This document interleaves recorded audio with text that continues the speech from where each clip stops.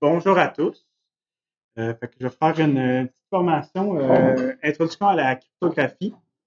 Euh, en levant la main, est-ce qu'il y en a qui ont déjà suivi le cours de crypto dans le bac? Moi, c'est ça. Une personne d'autre?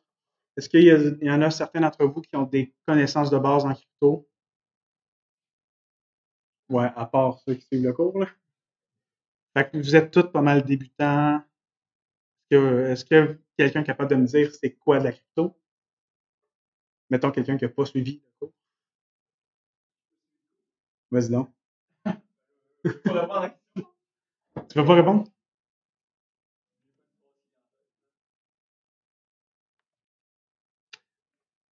Ben, je vais l'expliquer dans cette formation-là.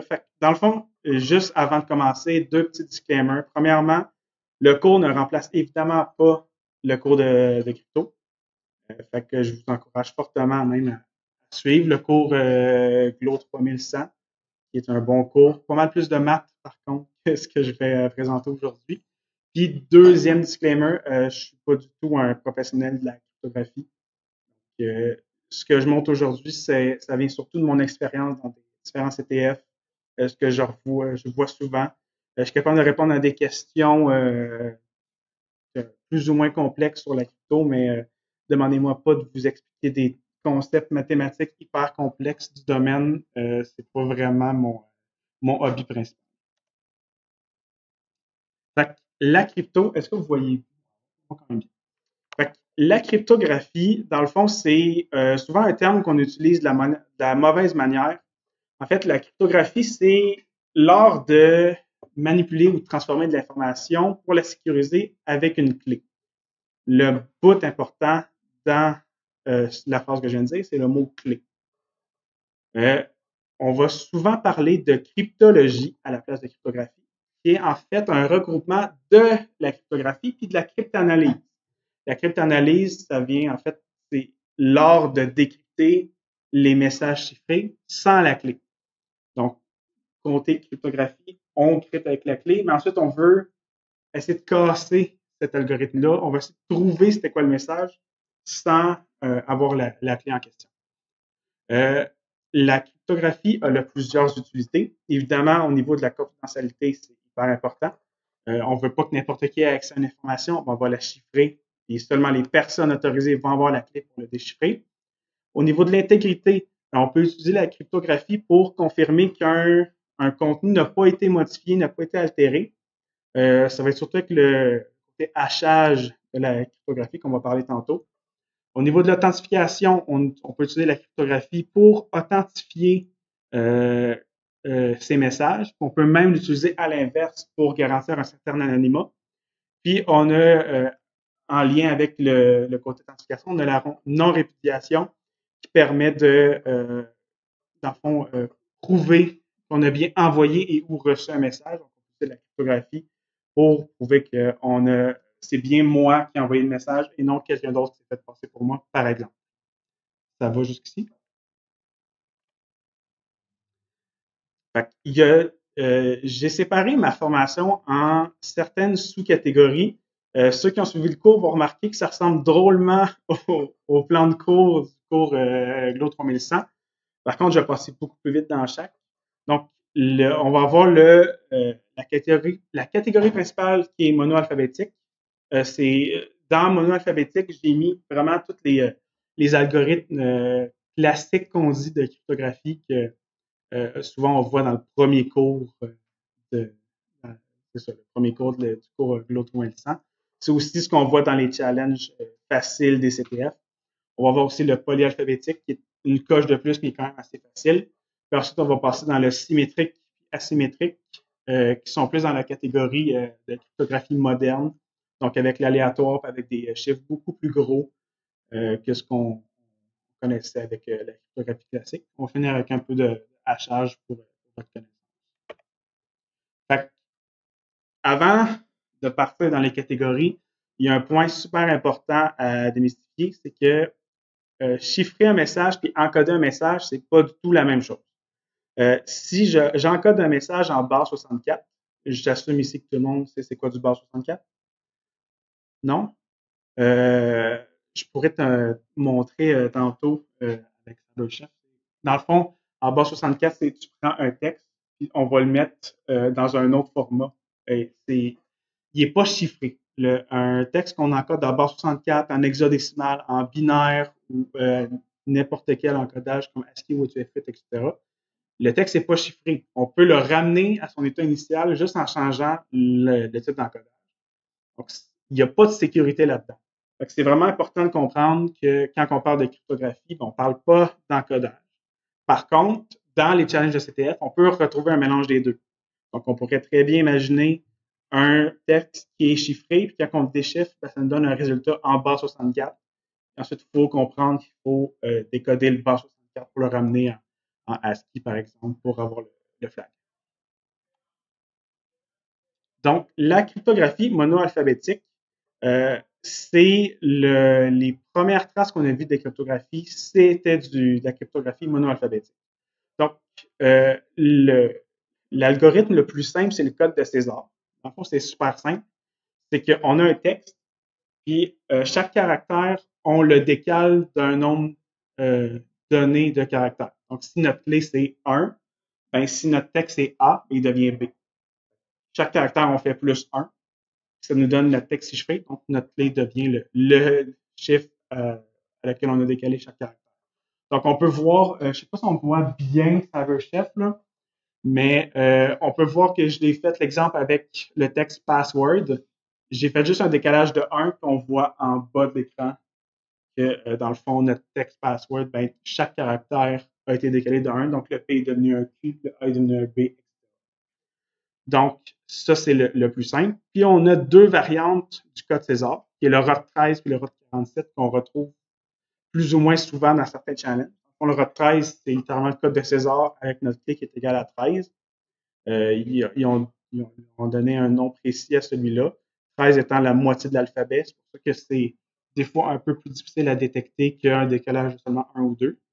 Puis le ROT47, qui est le César, mais au lieu d'être seulement sur les 26 lettres, ben, c'est sur les 47 caractères ASCII qui existent. Ça va jusque-là? Donc, à part, dans le fond, la cryptographie monoalphabétique, quand on essaie de généraliser tout ça, ça devient en fait un chiffrement par substitution.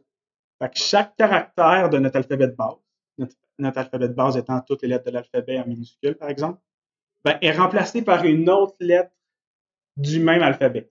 Fait que quand on parle du code de César avec un décalage de 1, ben, on peut s'imaginer un dictionnaire, on dit que toutes les A dans notre texte de base deviennent des B.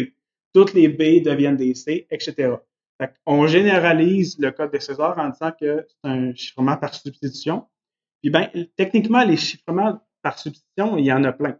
Il y en a un autre qui est super connu qui est le code affine. Affine qui vient du fait que c'est des fonctions affines qu'on utilise.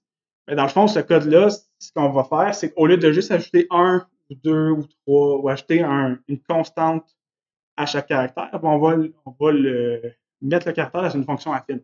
Donc, ça va être A fois le code du caractère plus B. Ça va être le but du chiffrement affine. Puis évidemment, on fait un mode 26 à la fin pour quand on arrive à Z, on revient à A. Sinon, c'est une mauvaise caractère insensé. C'est un peu la généralisation qu'on peut avoir avec la cryptographie monoalphabétique. Et évidemment, en cryptographie monoalphabétique, ben, les fonctions que je parle sont bijectives. Là, je ne sais pas si vous avez tout eu votre cours de maths pour info. Une fonction bijective, dans le fond, c'est que chaque élément en entrée a nécessairement un élément de sortie associé. C'est vraiment important. Dans le fond, peu importe ce qu'on écrit dans notre alphabet de base, ben, il va y avoir un résultat en sortie. Sinon, ça n'aurait aucun sens, on perdrait des caractères. Ensuite de ça, on a la cryptographie polyalphabétique. C'est un peu le même principe que la monoalphabétique, c'est juste que au lieu d'avoir un seul alphabet, on en a plusieurs. Donc, ce qu'on voit avec ça, c'est par exemple le code de Wigner. Et dans le fond, ta clé, au lieu d'être juste un chiffre, ben, ta clé, ça va être un mot. Mettons que ta clé, ce serait passe.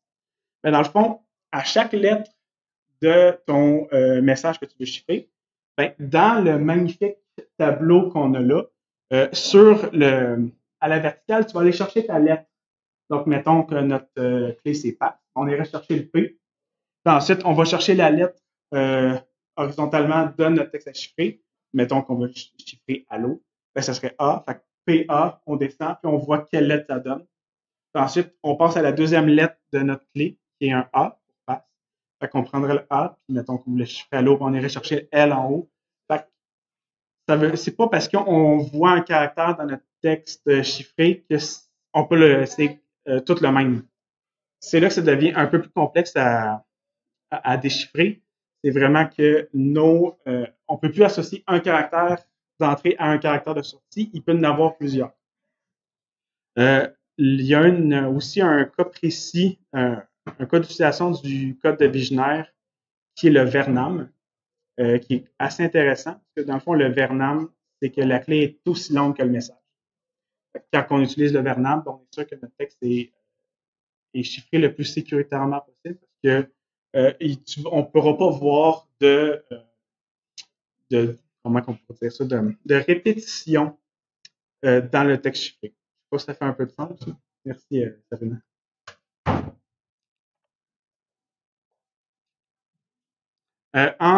J'ai mis dans la cryptographie polyalphabétique le cas très fréquent qu'on voit en compétition, qui est le XOR. Est-ce qu'il y en a ici qui ne savent pas c'est quoi la fonction XOR? Dans le fond, j'ai mis la table de vérité à l'écran. Dans le fond, une fonction XOR, souvent, comment on va la voir en chiffrement, c'est qu'on va prendre chaque bit du message de base, puis on va juste l'inverser. Puis, ce qu'on va voir aussi, c'est qu'on va prendre chaque bit et le comparer avec un bit d'une clé. Puis ensuite, on fait un XOR entre les deux, puis ça nous donne le résultat. Ce qui est le fun avec le XOR, c'est qu'il est réversible. Si on refait un XOR sur le message chiffré, on revient au message de base. En CTF, on voit vraiment énormément des fonctions qu'il faut appliquer un XOR dessus. Puis même dans les chiffrements plus modernes, des XOR sont utilisés pas mal n'importe où, par exemple en AES. Oui. Yes.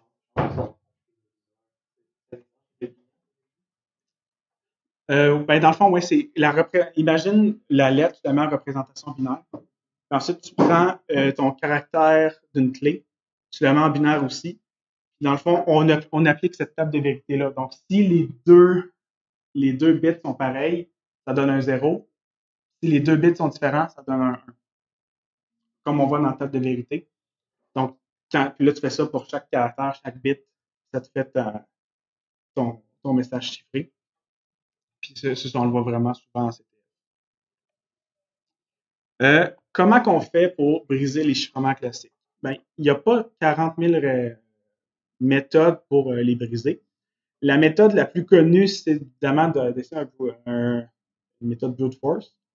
Donc, souvent, dans le cadre de CTF, ce qu'on va voir, c'est que on nous donne un dictionnaire, on nous donne des indices sur la taille de la clé, on va nous donner des indices sur la nature de la clé, donc c'est juste des chiffres, juste des lettres, juste des chiffres et des lettres, minuscules, minuscules. Quand on a toutes ces informations-là, souvent, on est capable de restreindre le nombre de possibilités et faire un brute force dessus. On voit souvent ça pour, mettons, du code César, du Wigner. C'est souvent facile à briser quand on a des informations. Sinon, on peut faire une analyse fréquentielle. Une analyse fréquentielle, dans le fond, c'est que en français ou en n'importe quelle langue, on est capable de savoir en général quelle lettre on retrouve le plus souvent. On peut voir, j'ai mis le diagramme qui montre la fréquence des lettres dans la langue française. On peut voir évidemment que le E, on le retrouve le plus fréquemment. Donc, si on lit un texte qui a été chiffré, mettons avec le cas César, puis on voit une lettre qu'on retrouve tout le temps, ben, il y a des bonnes chances que ce soit un E. On est capable d'y aller à l'inverse, dire OK, le E c'est devenu un A. Ensuite, on y va en sens inverse avec tous les caractères qu'on est capable de déduire avec la fréquence dans laquelle on les trouve. Puis on est capable souvent de retrouver une bonne partie du texte original. Ensuite, le reste, ben, il faut juste y aller par logique. Essayer de déduire les mots. c'est ça. Puis sinon, on peut exploiter les failles de l'algorithme. Par exemple, en Visionnaire, quand la clé est beaucoup plus petite que le message, on voit souvent des répétitions. Parce que dans le fond, dès qu'on a fini la clé, on retournait au début du tableau que je montrais tantôt. Donc, on est souvent capable de voir des schémas qui se font sur notre texte chiffré. On est capable de déduire au minimum la taille de la clé. Quand on a la taille de la clé, bien évidemment, si c'est une petite clé, mettons 3 caractères, un bout de 3 caractères. Si ton CPU n'est pas trop poche, ça ne devrait pas prendre trop de temps. Sinon, il y a des outils dédiés. C'est un peu pour ça que je vous ai demandé d'amener vos ordinateurs. C'était un peu pour vous montrer les différents outils. Tantôt, je parlais de CyberChef. Je vous encourage à juste écrire CyberChef dans Google, puis vous essayez de l'utiliser. Vous allez voir que c'est un outil assez intuitif. Je l'utilise littéralement dans toutes mes compétitions parce que ça va tellement vite. Vous allez voir, il y a Visionnaire dans l'outil. Il n'y aura pas, l'outil ne va pas assez de brute force des gros Visionnaires. Par contre, il y a un autre outil en ligne que j'utilise fréquemment qui est decode.fr, qui est le lien que j'ai écrit en bas ici. Puis, Decode a littéralement quasiment tous les algorithmes de crypto. Il les a sur le site. Tu mets ton texte de base qui est capable de les déchiffrer ou de donner des informations super importantes dessus. Par exemple, pour Visionnaire, tu peux juste donner ton texte chiffré, puis il va essayer de déduire la taille de la clé justement en cherchant les schémas qui se dessinent dans le texte, puis il va essayer de trouver la clé. Il va donner en fait tous les résultats, puis tu prends celui qui fait du sens dedans, puis c'est le résultat que tu cherchais. Donc, je vous encourage dès maintenant à faire des petites recherches. C'est des super bons outils. Ça m'amène à parler d'un truc super important qui sont les modèles de l'attaquant en cryptographie. Quand on arrive sur un challenge de CTF, on peut arriver à plusieurs scénarios différents. Le premier scénario qu'on peut avoir, c'est ce qu'on va appeler le Ciphertext Only Attackers. Ce que ça fait, c'est que le challenge va seulement nous donner les textes chiffrés. Donc, des fois, il va nous dire c'est quoi avec quoi ça a été chiffré, des fois pas. Mais c'est tout ce qu'on a comme information, puis on doit essayer de le décoder.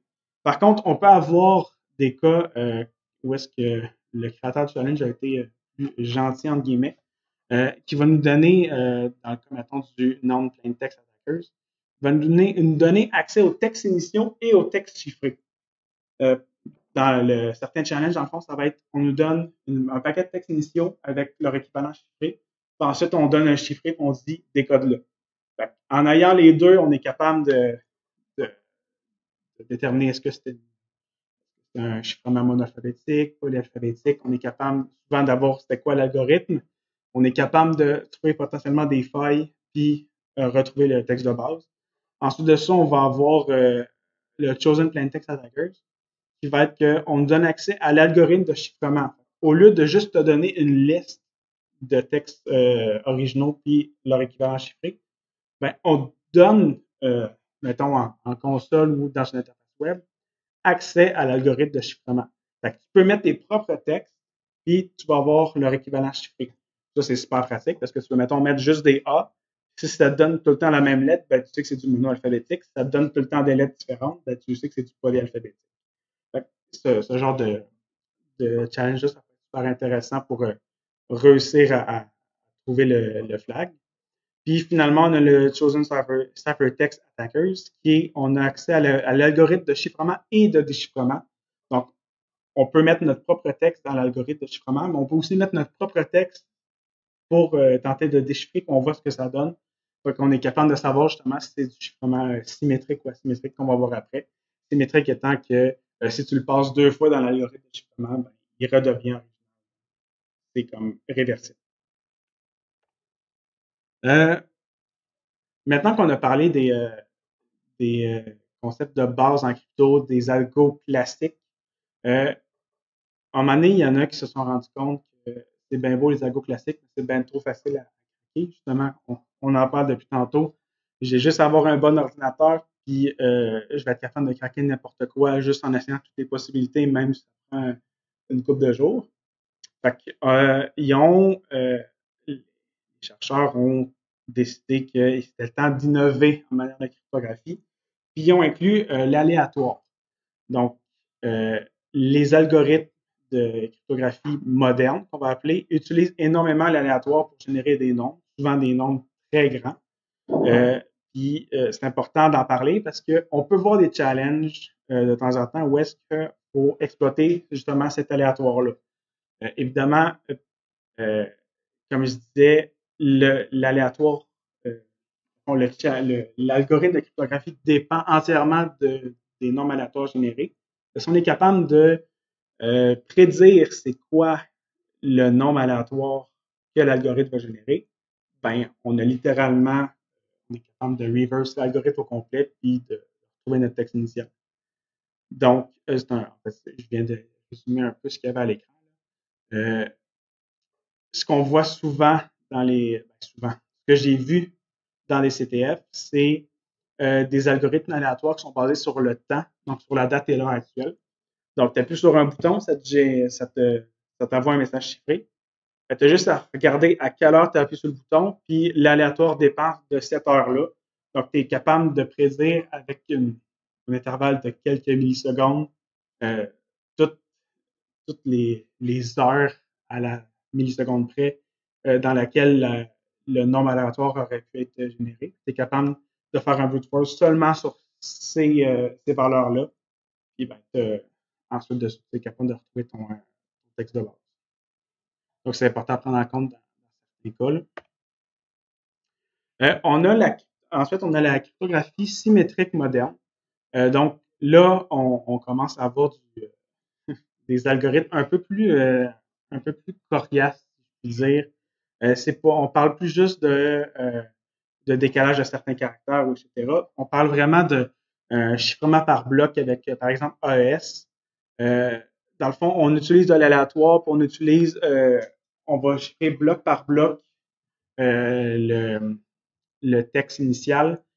C'est plutôt difficile à déchiffrer sans la clé, évidemment. Puis on va même utiliser du padding, justement, parce qu'on va avoir des blocs d'un nombre fixe de caractères. Donc, le dernier bloc, évidemment, le pad pour avoir le bon nombre de caractères. J'ai mis à l'écran il y a différents modes de chiffrement qu'on peut retrouver en AES. C'est juste un exemple, on peut les retrouver dans l'autre. Je crois qu'on voit absolument pas ce que j'ai écrit. Ça peut être, on va retrouver dans les challenges de CTF des textes chiffrés qu'on doit déchiffrer, puis on va nous donner que c'est chiffré en AES. On va même nous donner, les créateurs sont gentils, ils nous donnent le mode de chiffrement. Certains modes de chiffrement qui sont beaucoup plus vulnérables que l'autre. Pour en donner un exemple, on a le mode ECB, qui est littéralement que c'est AES, on a séparé notre texte initial en blocs. Ben, chaque bloc, on le chiffre indépendamment. Donc, évidemment, pour le déchiffrer, c'est un peu plus facile parce que tu peux travailler comme bloc par bloc. Puis, en plus de ça, s'il y a deux blocs qui sont complètement identiques, ben, tu sais que c'est exactement le même texte. Donc, tu es capable souvent d'inférer certaines informations sur le texte de base avec ce mode-là. Puis, on va avoir aussi le mode de chiffrement CBC qui va être que chaque bloc a été chiffré avec le bloc précédent. Donc, dans le fond, on chiffre chaque bloc. Puis quand on est rendu à un bloc X, ben, le bloc précédent qui a été chiffré, on le XOR au bloc actuel. Donc, quand on est capable de refaire la chaîne à l'envers, puis on serait capable de retrouver le texte de base, évidemment, avec d'autres méthodes, parce que juste ça, c'est pas suffisant. Là. Puis, le premier bloc, il utilise ce qu'on appelle un vecteur d'initialisation. En anglais, on va appeler Ivy. Puis, si on est capable d'avoir accès à cette Ivy-là, on est capable de faire la chaîne dans le même ordre, de refaire de notre bord. OK, le premier bloc, c'était ça avec le Ivy. Fait que là, pour le faire à l'envers, on fait l'inverse, etc. pour tous les blocs. On va être capable de retrouver le texte initial. Puis là, j'ai mis les autres modes qu'on va voir à l'écran, mais on les voit pas souvent. Ils sont pas mal plus sécurisés. Le problème avec le chiffrement symétrique moderne, c'est que quand l'algorithme est bien configuré, il est super sécuritaire. Par exemple, AES est encore utilisé aujourd'hui. Dépendant quelle version d'AES on utilise, on peut avoir, par exemple, AES 256, 112, etc. On l'utilise parce que justement, c'est super sécuritaire. Si tu as bien configuré et tu n'as pas, par exemple, qu'on utilise le, le mode de chiffrement que je parlais tantôt avec le vecteur d'initialisation, si tu ne partages pas ce vecteur-là, si tout est bien sécurisé, ben, tu ne seras pas vraiment capable de déchiffrer un message chiffré avec AES. Le problème, c'est le partage de la clé de chiffrement. Comment je fais pour envoyer la clé à mon destinataire qui, lui, veut déchiffrer le message? Là, on pourrait dire, on va chiffrer la clé elle-même, mais là, il va falloir que tu envoies la clé que tu utilises pour chiffrer ta clé numéro 1. Là, tu peux y aller à l'infini de même. Tu vas tout le temps essayer de chiffrer un peu plus, mais il y a tout le temps quelqu'un quelque part qui va réussir à intercepter ta clé. Fait que, si quelqu'un intercepte ta clé, évidemment, tout le concept que tu viens de faire de chiffrer ton message devient complètement inutile parce que la personne que tu ne voulais pas est capable de déchiffrer tes messages. Fait que pour pallier à ce problème-là, ben, les chercheurs ont trouvé des manières de faire des partages de clés avec la cryptographie asymétrique. Donc, contrairement à la cryptographie symétrique, on va la voir vraiment juste pour des partages de clés. Puis, l'algorithme qu'on voit le plus souvent, qu'on voit quasiment tout le temps en CTF, c'est le RSA. Donc, RSA est un système à clé publique. Fait que dans le fond, au lieu d'avoir une clé avec laquelle on chiffre et on déchiffre un message, mais on a deux clés. J'ai moi-même une clé publique et une clé privée, et mon destinataire a une clé publique et une clé privée. Si je veux lui envoyer un message, je prends sa clé publique à lui pour chiffrer mon message, puis lui, il va prendre sa clé privée pour le déchiffrer. Puis, inversement, lui, s'il veut m'envoyer un message, il prend ma clé publique, puis ben, moi, je prends ma clé privée. Fait, les clés publiques sont, comme le nom dit, publiques, tout le monde y a accès, mais les clés privées, tu les gardes pour toi.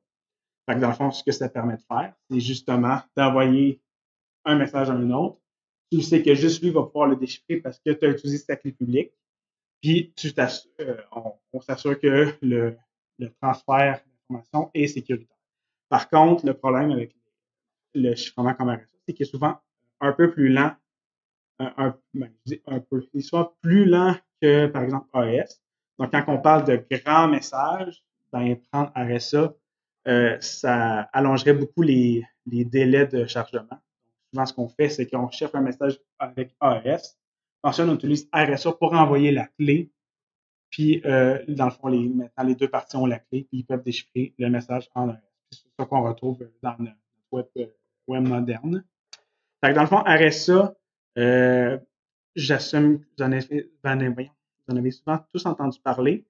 Le principe de RSA, c'est d'utiliser un principe de mathématiques qui est complexe à reverse.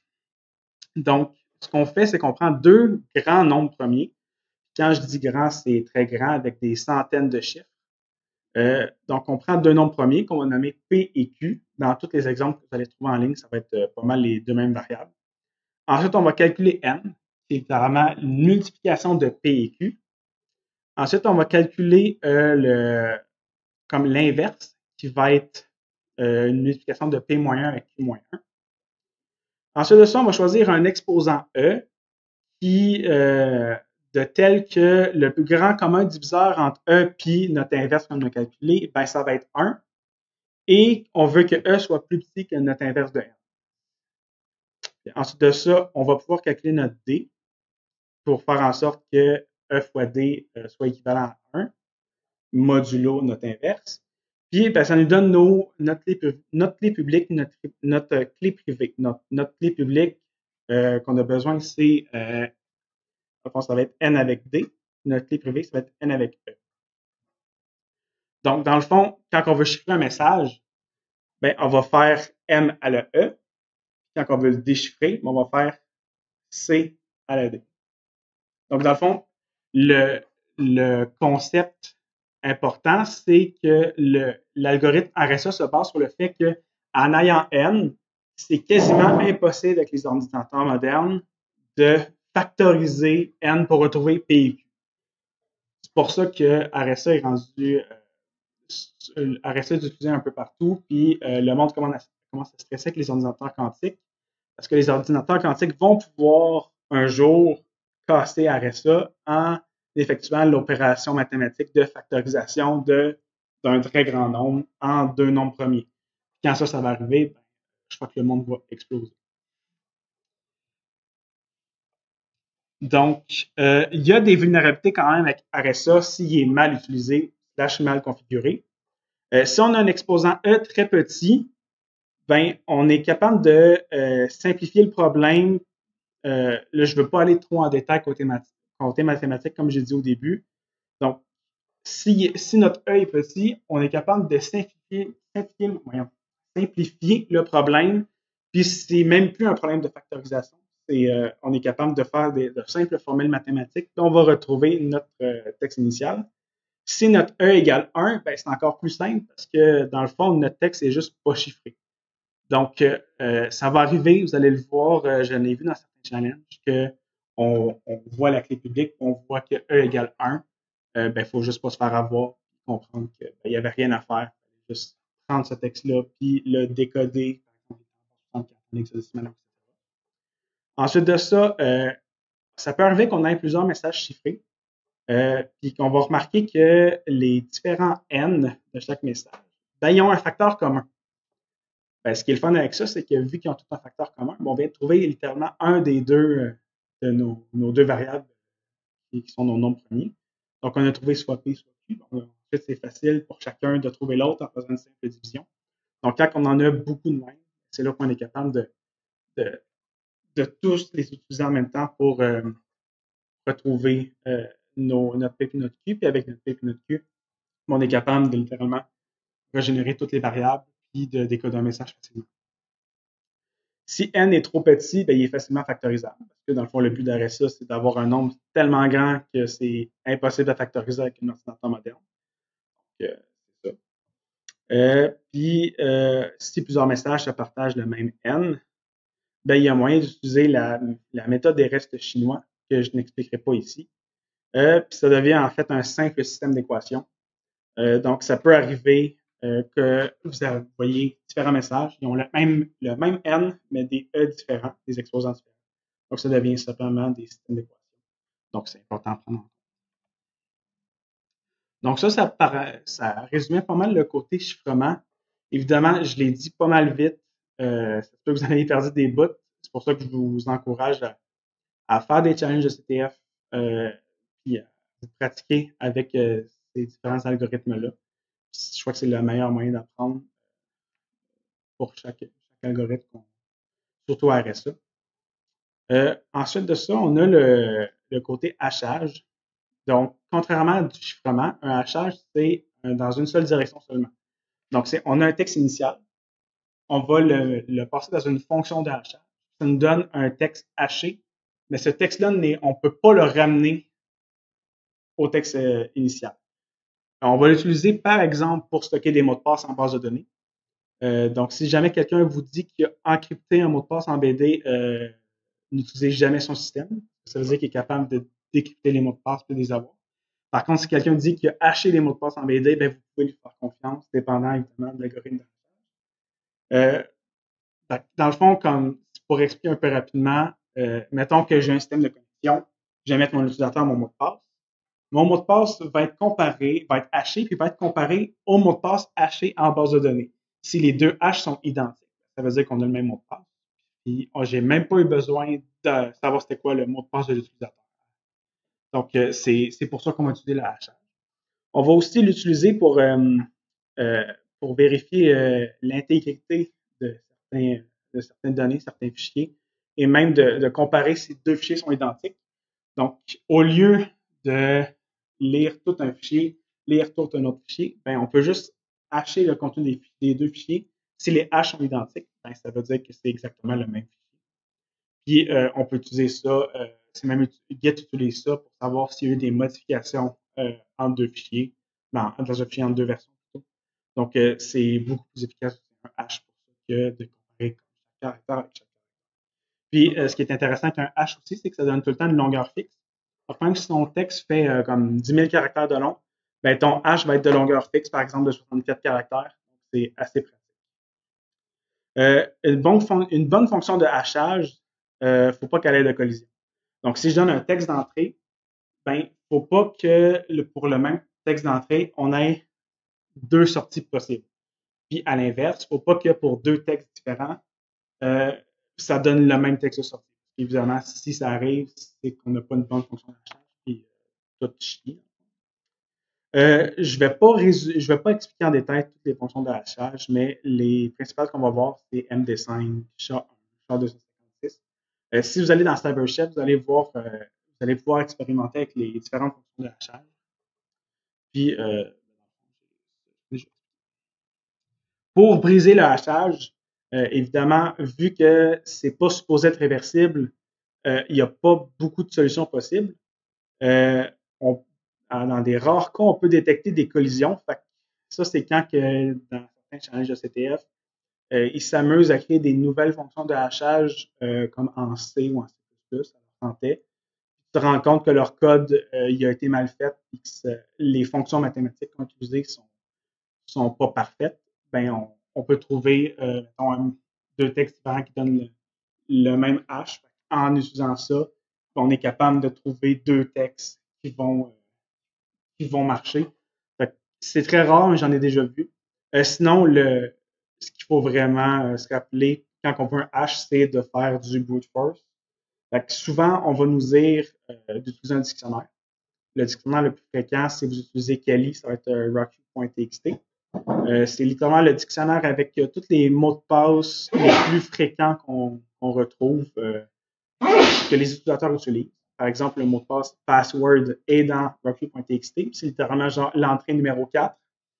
Donc, en utilisant un dictionnaire comme Rocky, ben, tous les mots de passe de base, qui est vraiment des mots de dictionnaire quelconques, ben, dans le fond, ce qu'on va faire, c'est que on va prendre chaque mot, on va le hacher en utilisant le même algorithme, puis on va le comparer avec notre texte haché, puis si c'est le même, ça veut dire qu'on a retrouvé notre mot de passe initial. Puis sinon, on peut utiliser les Rainbow Tables, qui est littéralement quelqu'un d'autre qui s'est amusé à prendre plein de dictionnaires avec des algorithmes, qui a juste fait le travail de hacher chaque mot, puis les mettre dans une table avec le mot initial, c'était quoi son équivalent haché. Donc, en utilisant les Rainbow Tables, ben, au lieu d'utiliser ton processeur pour tester toutes les possibilités, ben, il y a quelqu'un quelque part qui les a tout stocké dans une base de données, puis tu peux juste faire une recherche, puis tu les trouves. Ce qui est plutôt pratique, mais évidemment, dans la plupart des challenges de CTF, ils sont pas stupides, ils mettent des textes assez longs pour que ça soit impossible que ce soit déjà dans une Rainbow Table. Par exemple, le texte password, vous ne le retrouverez pas dans un challenge de CTF. Je finis la petite formation avec des outils pratiques. Il y en a beaucoup plus, mais c'est le genre d'outils que vous allez pouvoir utiliser dans les challenges de CTF. Donc, il y a H4, John the Ripper. Les deux, c'est des outils qui permettent de faire du brute force sur des hashes. Vous allez être capable en fond, d'y fournir un dictionnaire ou des valeurs possibles à tester. Puis, il va toutes les tester, puis dès qu'il en trouve une qui match, il va vous le dire. On a RSA CTF Tool, qui, comme son nom le dit, est un outil pour RSA dans des contextes de CTF. Donc, c'est super utile parce que dans le contexte de CTF, on peut voir un E qui est plus petit. Ben, en utilisant RSA CTF Tool, ben, il va détecter ces failles qu'on parlait tantôt, puis il va tout faire pour vous, puis il va vous retrouver le texte. Donc, pas besoin d'avoir de connaissances hyper poussantes en mathématiques en utilisant cet outil-là. Sinon, évidemment, vous pouvez juste utiliser Python avec des librairies mathématiques. Je l'ai souvent fait pour du RSA. C'est littéralement de faire des recherches en ligne, de comprendre comment RSA fonctionne, qu'est-ce qui se passe, mettons, quand que le E est petit. Puis ensuite, on utilise la librairie Python. On utilise Python avec une librairie mathématique quelconque. On est capable de coder quelque chose qui va tester les possibilités, qui va faire des calculs, puis il va nous retrouver notre texte initial. C'est quand on fait de la crypto, je conseille d'avoir un Python ou n'importe quel code que vous aimez proche. Puis le dernier, c'est OpenSSL, qui est super utile pour générer des certificats, générer des clés, puis les lire, les déchiffrer. Fait que ça peut être assez utile dans certains challenges. J'avais fait Je peux vous faire une petite démo de H4 que j'ai préparé sur mon écran. Dans le fond, je ne sais pas si je peux zoomer.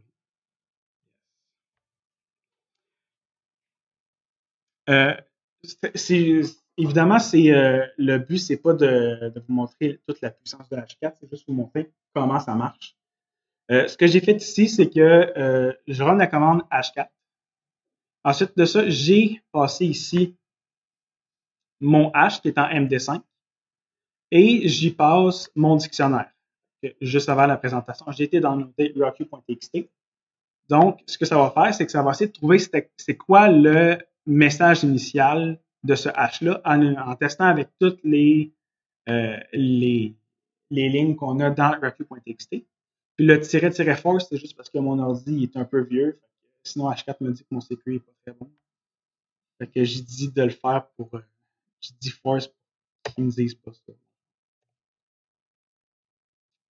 Puis là, évidemment, je cache que c'est parce que je l'ai déjà fait. Ok, c'est super. Ça, c'est parce que je l'ai fait tantôt, puis il le garde en mémoire. Fait que j'aurais voulu vous le montrer, mais là, je l'ai runné tantôt. Fait que H4 est assez intelligent pour pas re-runner deux fois quand que c'est un H que déjà fait. Parce que sinon, ça prendrait plus de CPU. Donc, dans le fond, ce que H4 a réussi à faire, c'est de trouver que le texte initial derrière le H, c'était password. Qui était évidemment un mot qu'on retrouve dans Rocky.txt. Parce que c'est un des mots de passe les plus fréquents. Sinon, là, on le voit à l'écran. Je vais fermer ici.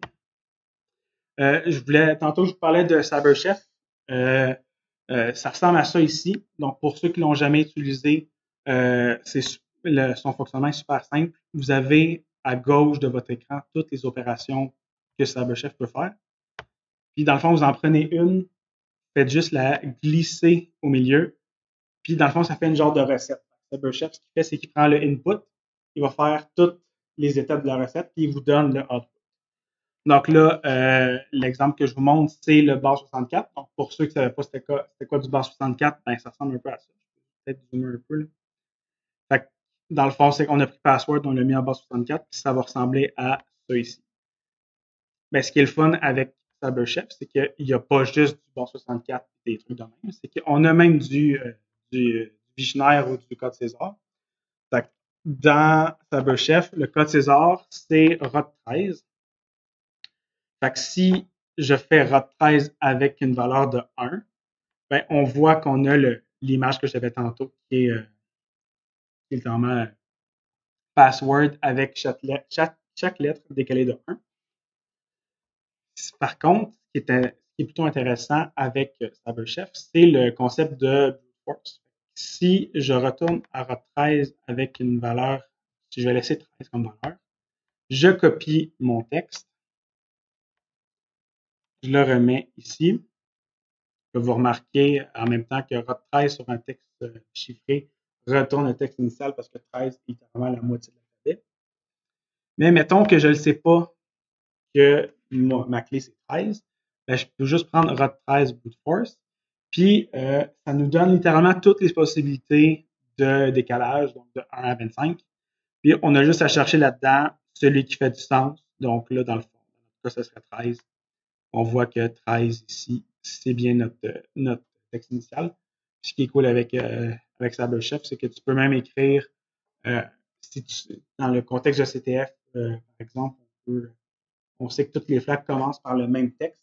Mettons CTF accolade. Ben, on a juste à écrire CTF accolade, puis il va nous sortir seulement le résultat qui contient cette chaîne de caractères. Ça va super vite. Donc, là, j'ai montré ROT13, mais évidemment, il y en a plusieurs. Si on s'en va dans Encryption, ben on en a une couple. Donc là, tantôt, j'ai montré AES. Ben, on peut encrypter avec AES. Donc, justement, ça nous demande quel mode on va utiliser. Ça va nous demander qu'est-ce qu'on va utiliser comme input, ça va être quoi notre vecteur d'initialisation. Fait qu'on est capable d'expérimenter avec ça. Puis, il y a vraiment tout. Il y a également du hashing. Fait que tantôt, j'avais utilisé MD5. Ben, en mettant MD5, ben, ça nous donne notre texte haché. C'est vraiment Cyberchef, c'est un couteau suisse qu'on pourrait dire, puis c'est littéralement le slogan qu'il utilise pour se décrire lui-même. Puis sinon, ce que je vous conseille, c'est pour ceux qui ne connaissent pas, d'utiliser PicoCTF. PicoCTF a une plateforme qui s'appelle PicoGym, qui est complètement gratuite. Faites juste vous créer un compte. Puis il y a dans le fond, c'est plein de challenges de CTF. Je dirais, autrefois, j'aurais dit facile à intermédiaire, mais je dois avouer que PicoCTF a même des challenges plutôt complexes. Donc, c'est un peu pour tout le monde.